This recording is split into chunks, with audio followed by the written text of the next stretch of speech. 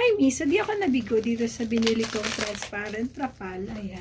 Sabi ko nga sa inyo, 2 beses na akong bumili sa seller na to. Kasi nasatisfied ako sa product nila. Ayan.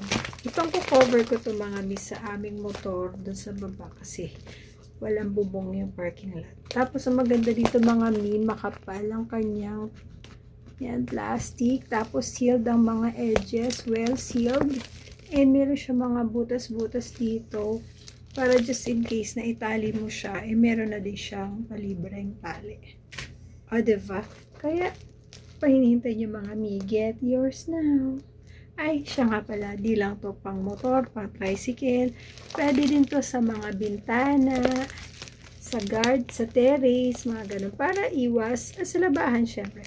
Para hindi na tayo nag-aalala ng mga talsik, diba? At saka mga tumutulo na yan. So, yun lang. Bye!